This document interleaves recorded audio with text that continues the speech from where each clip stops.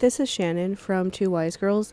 This video is a deep dive into the characterization of Calypso in Greek mythology and comparing the adaptation in Percy Jackson and the Olympians to the adaptation Epic the Musical to the original source material in the Odyssey to explain why one is a better adaptation than the other.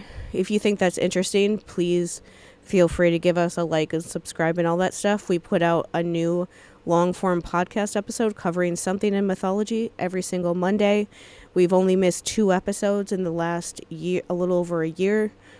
So if you like consistent content about mythology and trauma and all that kind of stuff, please follow because you'll likely like the other videos we've made. When he's able to walk out there, he looks over at her and she's talking to somebody, but he can't see who it is because he's not really awake. He's still kind of messed up, and the sun is cutting off who it is. But you can tell that just from what he sees that she's arguing with somebody, right? But he can't see who it is. At the beginning of book 5 of the Odyssey, the gods are meeting and they're saying, hey, Odysseus is still on Ogygia, and should we let him go now because Calypso's holding him captive? The words actually used, so what Athena says is, think, not one of the people whom he ruled remembers Odysseus now. Then we have, he's racked with grief. The word grief here, pain, deep, deep pain. And in the nymph Calypso's house, she holds him there by force. 2 force words are used for that phrase. We have restraint and by force. She restrains him by force. It says it so clearly that he is forced there. Yeah. And then the next time she's there standing in front of him and the other person is gone, and he's like, oh, he says something like, oh, who was that? And she's like, oh, a messenger. Mm-hmm. It was Hermes. Yeah, Hermes is the only one that really goes over there for the most part. And Hermes was definitely, absolutely arguing with her and telling her to let him leave. Now he's left to pine. That's how this author translated it. But the word pine, that I believe he's taking it from in the Greek, is the word, it is a word to lie down, to spread yourself out. But the connotation in which it's used in different instances that we have it's used when someone's lying down sick. It's used when there is a body that is spread out and neglected and unburied. And so you have to think there's a metaphorical death in Odysseus being held here on Ogygia. And the very first thing he says to her is I have to go back and see my friends. Where are my friends? Are they okay? I don't know that they're okay. I have to go. He literally says, I have to go home. It's the first thing that he says to her is, I have to go home. I have to see my friends again. And she knocks him out. And so they dispatch Hermes to go to Calypso's island to go talk about letting Odysseus free. When he gets there, she is playing wife. She is fully playing wife. We see her sitting at her loom. The shuttle's going back and forth. So the shuttle being the part that you drag back and forth in the loom. And she is singing. Breathtaking voice singing. That she should have put him on the raft and had him float back to camp. He would have gotten there safely, even if he was still weak. And he would have only been gone for, a couple days or something, probably at the longest. And so many other things that happened with her wouldn't have happened. That's what she should have done. Because he said, I want to leave. I need to go back to my friends. She knocks him out on purpose so that he can't leave. Mm-hmm. And he's even asking her, are you an evil sorceress? Because he's remembering, Circe. Mm-hmm. And doesn't want that kind of thing to happen to him again. Hermes is spellbound by the island itself. And let's see. So skipping forward, he talks to her. He tells her about what she has to do. She is drawing them in just because she's divine. It's almost I always go back to Twilight. It's always like Twilight, where Edward talks about how the vampires are literally baiting people in with their smell, the way they look, how beautiful they are. the way they talk, everything about them is supposed to draw you in. Calypso is somewhat that as well because as I said when we did like our deep dive, she didn't like drug Odysseus per se, like in the traditional I'm giving you a substance drug him, but it was the fact that she herself is spellbinding that kept him there. When you read this chapter, for like 55% of it at least, he's asleep. Mm-hmm. Um, so they talk like 3 times. When did you fall in love with him? On me for keeping a mortal man beside me, the man that I saved riding astride a keelboard all alone when Zeus, with one hurl of a white hot bolt, had crashed his racing warship down on the wide dark sea. So the context there is this is after the crew eats the cattle of the sun god, and Zeus is the one that takes down the ship. Everybody but Odysseus dies. So she's taking credit. I'm the one who plucked him from those waves, so I should get to have him. Her. She doesn't know anything about him. I don't even know if she knows that Poseidon's his dad, except for the fact that Hermes would have definitely told her that. But other than like what other people have already told her, I don't even know if she would even know that about him because she does not care about him. She wants him to be a blank avatar for her to play with. She doesn't want him to be an actual person, and that's just like weird. Yes, he's on an island and he's talking about how Calypso is this pretty woman. Even though Percy is on this pretty island and in the middle of the ocean, we would guess, and he's like, I guess it's like he's sitting there. Like the one scene I remember is he's sitting there on the beach, and he's like drinking nectar from like a cup, like it's soda, and Mm-hmm. like just to like nectar is like the thing that they usually drink in like the worst case scenarios when they're like really hurt and Mm-hmm. they need to like recover quickly so that they can like continue on in their quest. Usually, when they drink nectar, they drink like a little bit of it and then they're fine. He is like drinking it all the time when he's there. That alone should tell you like how hurt he actually is. Mm-hmm. That he keeps having to drink this for like days in a row, where he's just like sitting around drinking it and then falling asleep Yeah. and then waking up again, drinking some of it some more, and then falling asleep. That's why I'm like, why don't people understand like how sad this child is and how also harmed he is by what just happened to him? He's in this very vulnerable place physically and mentally at the same time. And he's just sitting there on this pretty beach, like drinking this nectar, which you're only supposed to drink a little bit of, and he keeps having to drink more of it to heal himself. And he's sitting there thinking about, like, I don't know if any of my friends are okay. Yeah. And I can't, I've tried to connect with Grover and it hasn't worked. I don't know if Annabeth even got out of the volcano. I don't know if Grover and Tyson are okay. I don't know if Camp is okay. I don't know if Nico's okay. I don't know if anyone's okay. This is literally like hell on earth for him to be stuck on an island by himself with this other person that he doesn't really know or trust. He can't talk to anyone, so he doesn't know if anyone's all right. He doesn't know a way to get off. And he's just sitting there thinking about how much he wants to go home and how much he wants to see all of them again, but he doesn't have a way of leaving. And so he's like, the line is like, I'm sitting here on this like beach and thinking about how much I want to go home, and Calypso is just here.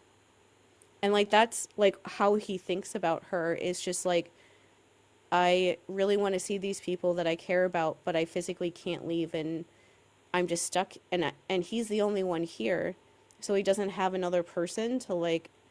There's usually another person with him to help, like talk to the person that they're around or like help figure things out.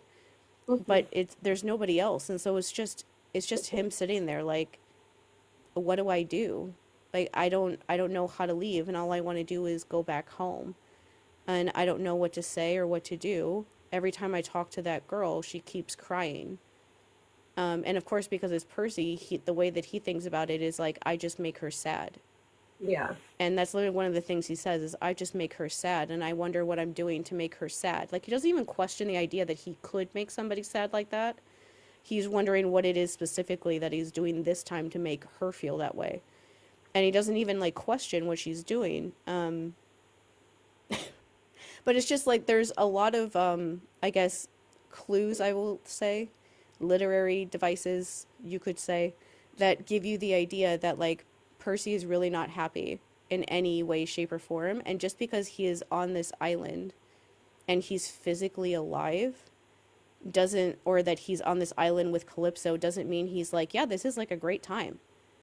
There all the rest of his loyal shipmates died, but the wind drove him on. The current bore him here. And I welcomed him warmly. I cherished him, even vowed to make him immortal, ageless all his days. But since there is no way for another god to thwart the will of storming Zeus and make it come to nothing, let the man go. So she, like, that's not the complete end of her rant, but that's where she just switches from, like, yeah, you guys just don't want to see goddesses happy. Like, I saved him, I deserve this, but I guess if Zeus says, and I have to make it happen. So it's very begrudging that she lets him go. And she's basically like, I'll let Zeus's will happen, but I don't like this. It's just funny to me how she's like, you guys get to rape people all the time. Why don't I get to do it for longer? So it's like, oh, Calypso has the mind of like a perpetual like teenage girl or like a young girl. And there is a part where Percy mentions Zoe without knowing that Zoe's her sister at first. Mm-hmm. But we know that there's sisters in this story because they're both Atlas's kids. Can you imagine Zoe doing anything that Calypso does? No. I mean, she didn't like men, but yeah. They are the same age. They are the same age.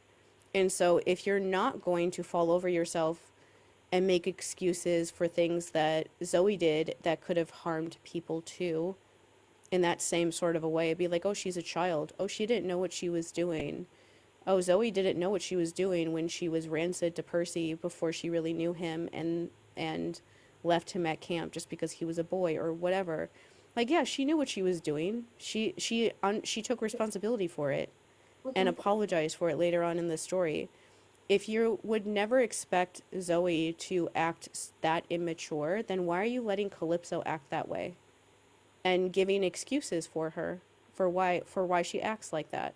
Song 31, Not Sorry for Loving You. The character of Calypso is so interesting to me because first, she shows us the way she is, and then later, we learn why she is the way she is. Calypso in Epic is basically a child in an adult's body, and this makes her very fun to watch because she acts so differently from some of the other characters that Odysseus has encountered. And they get to like the end of the song, and he says like, I love you, but I don't love you the way that you want me to. I feel like that's Jorge, like young in his early 20s dude, like seeing that line or this story of Calypso and being like, oh, see, it's not that bad, because he says that you are attractive and you are beautiful, I just love your wife more. And it's like, did you know that when somebody's abusing you, you lie to them? This is literally a trope in like horror movies, that when you want to get away from like the villain and you've convinced them that you're like that's literally what he's doing. It's just that he's a guy. It's just that he's a guy doing it instead of like a girl that's using like her feminine wiles to like get like a scary man to like do what they want. It's just that it's a guy doing it. And so instead he's like, yeah, my wife is hot, but you're hotter. That's like the guy version of that.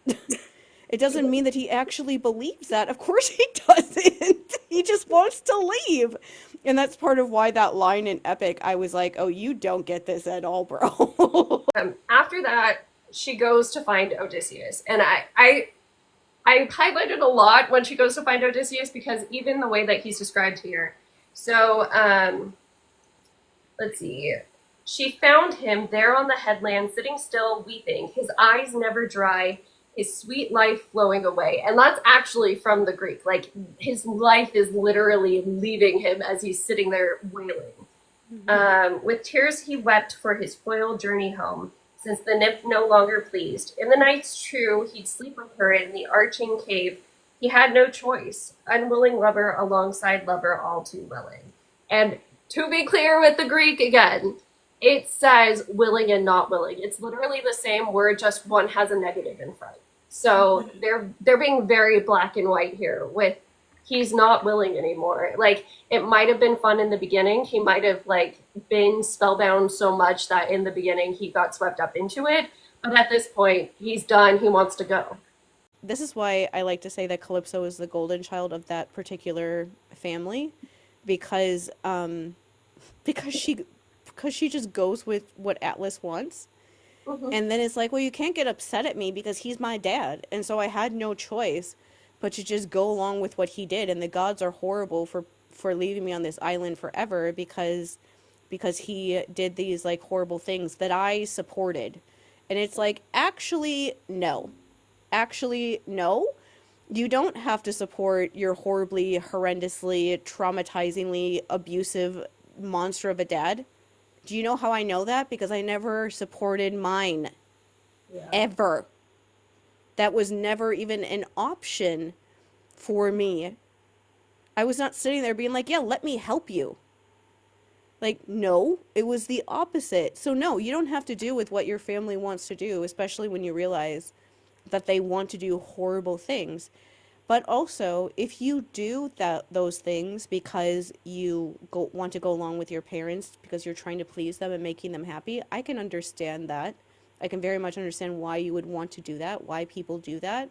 But also, if you do that, then you have some sort of responsibility for the decisions that you have made. Kind of like big thing that we get about her character here, Odysseus, who has spent years with her at this point.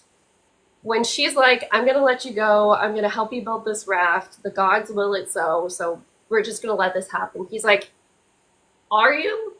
Because I don't trust you. Like, he pretty much is like, how do I know this isn't another one of your tricks? And she has to swear on the river Styx, which like is super, super serious, in order to convince him, like, I'm actually going to let you go. I'm going to treat you the way I would want to be treated in your situation. Like, we are far away, so I don't necessarily have a crew or a ship to offer you, but I got all these trees and I got some fabric so we can build a raft.